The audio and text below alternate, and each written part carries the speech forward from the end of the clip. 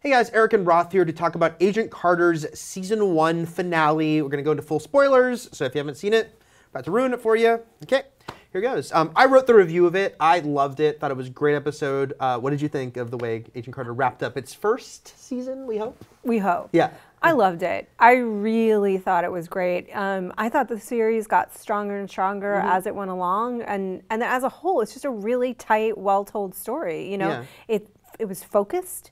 It was clear. It sort of had one big story arc that it was dealing with, and it dealt, which was Howard Stark. You know, traitor or not. Right. And that played out really beautifully. But then it also weaved in these other really neat elements, like this totally bananas Black Widow, crazy as scary as everything.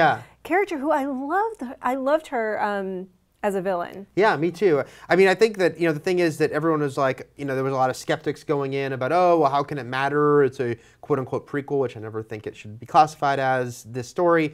And also the fact that, oh, it's not going to have like any major Marvel stuff. But I mean, the way they wove in the Black Widow thing, Dr. Faustus was awesome. The fact that they involved that. We'll talk later about the final scene. I thought all that stuff worked really well. And then Peggy, I mean, going into it, I know you and I both already love Peggy, but it was just a great spotlight for her. I thought they really nailed, her and Jarvis. We've talked about loving that.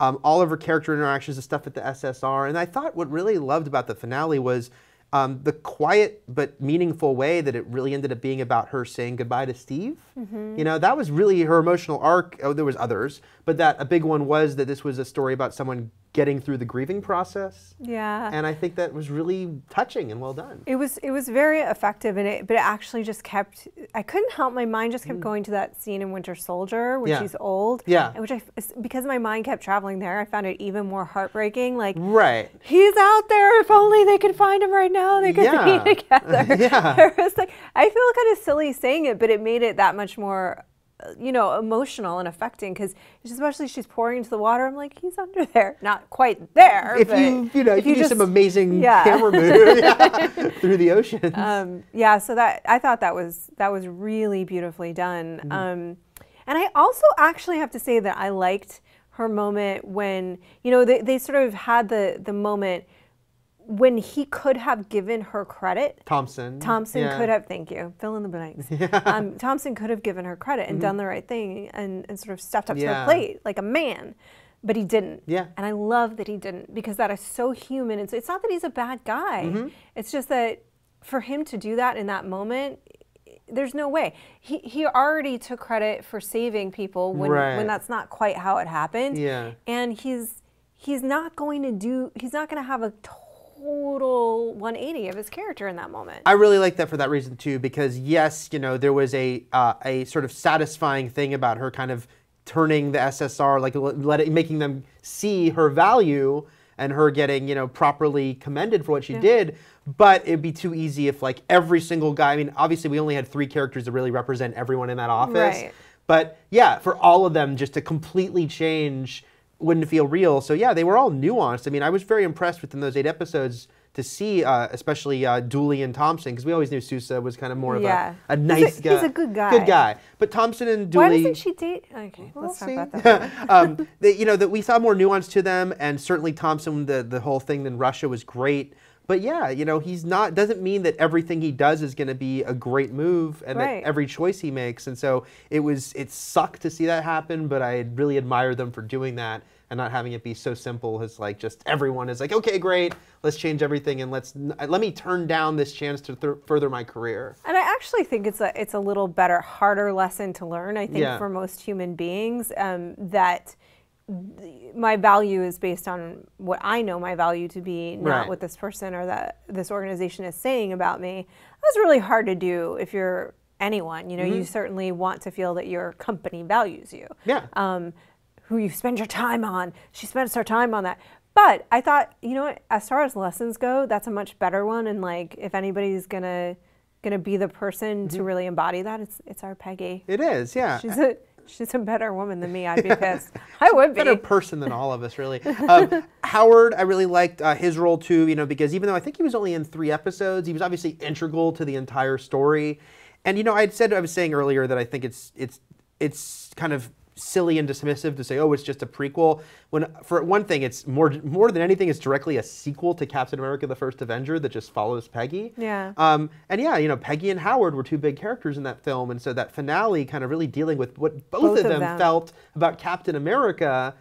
Yeah, I thought, okay, again, yeah, this is really, like, you could watch The First Avenger and go right into this, and this is telling a whole story, just from Peggy's perspective, and somewhat Howard's, and I thought that was great, too, to see his side of things, and there were obviously these parallels that I thought, while obvious, played really well, the parallel to the end of Cap, with her once again talking to someone in a plane, and the fact that Howard destroyed all his stuff at the end, which is kind of like Iron Man 3. And I like that stuff. You know? I love it too, and I love Howard Stark as a character, and I think Dominic Cooper, you can really tell how much he embraces this character. He loves playing this character. Who wouldn't? So much fun. And so that's the thing, is like so many of the characters are really rich. It's not just one trick pony. It's not just Peggy that's a great character. So everybody around her is too. Howard and Jarvis. I'll say I was a little bummed that we never saw Jarvis's wife. Yeah, I know. I mean, I made a joking thing a couple weeks ago on Twitter about the fact that I said, who's your favorite character? Vera from Cheers, Tino from My So-Called Life, or Jarvis's wife. I mean, it is a classic TV thing, the character we don't see. We don't ever see, it's a little weird. Marvel's never done it, so it was a little like it. And now you do wonder, like, if there's more of this, will we ever see her? Yeah. Or what's the deal with her? What is the deal with her? Yeah. I mean, it's Marvel, so there is a deal. No, there's a deal. I mean, no. Yeah. Leave this in comments. There's a deal. There's no way that it's Marvel doing this like hidden character and there's no deal. Maybe. It's not just Tino. I don't know. We'll see. Maybe. Let's talk about that final scene, which was, you know, a classic Marvel movie final scene, really, because it was so connecting to something bigger that in this case it is a prequel, and that is setting up something that we have seen in specifically The Winter Soldier. But yeah, you know, a lot of people wondered when they announced this show, like, oh, Hydra, like, will they totally establish that? Which is dangerous, and I've talked to the producers, many people have, about how much do you want to show that our hero is unaware of all this stuff going on under her nose? So they chose not to have that begin yet. But that final scene, you know, obviously having Zola show up was awesome. And to really directly connect it, and the idea that he would use Fenoff / Dr. Faustus to kind of start controlling people's minds. Who might he do that to? Many people. Bucky. He'll do it to Bucky. I thought that was really, really cool. I thought that was great, and I don't think it's dangerous, because I mean, how much can you expect from one human being? You know, like, there's no way that she could know that and be fighting just to be a part of this reality and doing her job. You know, I mean, I don't know. I thought it was great, and I don't think that it makes any of them stupid for not knowing. Oh, you're saying if they did start to, like, you know, have the Hydra agents among them? I really don't, because I feel like, I mean, I feel like if it's been lasting that long, it's for a reason. You know, they're very good at hiding. I mean, hey, they fooled Nick Fury. You know? They fooled Nick Fury. You're going to fool Nick Fury. You're going to fool everybody. Even Peggy. You know? Even Peggy.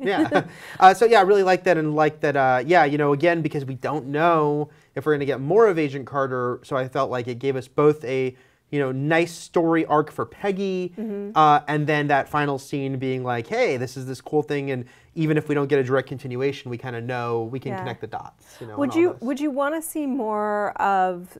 I was super into seeing that Black Widow program explored. Do you feel like it was enough? Or? I mean, I can understand with only 8 episodes not doing more. I mean, one of my only quibbles about the finale is I felt like suddenly Leviathan, like, which felt big earlier, was really just Fenoff and Dottie. And you kind of felt like, oh, there's more of them out there, but they're not really doing much. We didn't really get a sense of how big is this organization, but just the fact that the Black Widow program's connected to it. So I kind of wished we got a little bit more of an idea.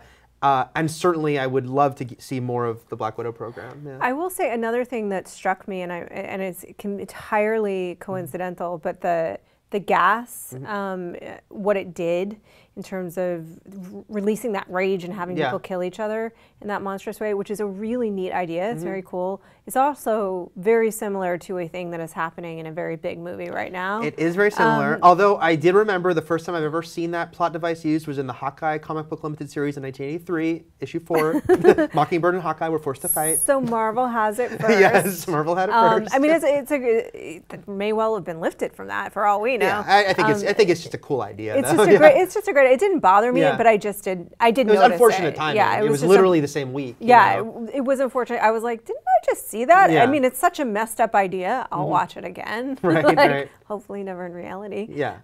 But yeah, I was like, oh, that's a little inconvenient. It was just unfortunate timing. But yeah, I mean, overall though, I think I agree with you. It's just a completely satisfying series.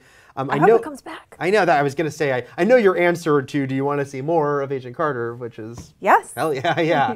Do you want to, they talked about the idea that it wouldn't, if they did another season, maybe it wouldn't pick up like a year later, it might pick up several years later, maybe early 50s, like the idea that we kind of jump through time a little bit. Would you like that idea, or do you want to see more of a direct continuation? I think that's an interesting. It's weird because there's some characters that I'd actually like to see their arcs continue. Yeah. So I really weirdly wouldn't mind seeing more of Dottie. I know that sounds so weird because it's like she's just kind of a one-trick pony in some ways, but call me weird, but I like her. No, she was a cool villain though. She's a great villain. Yeah. I don't know if that makes sense, but what I do like about the idea of skipping ahead several years is that we don't have to belabor Peggy having to fight her way in so much anymore. Right. I think it was okay this season to do that. Yeah. But if it continued on, I think it would feel laborious as the audience to watch that. Imagine what it'd be like to go through it.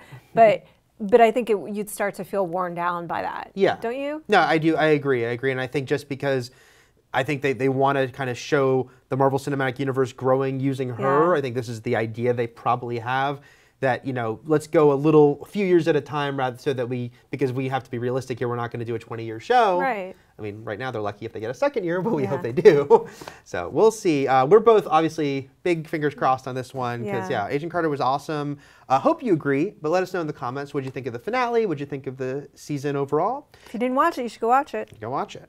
And for all things Marvel Cinematic Universe, and Peggy Carter, who will be in Avengers: Age of Ultron, keep it here at IGN.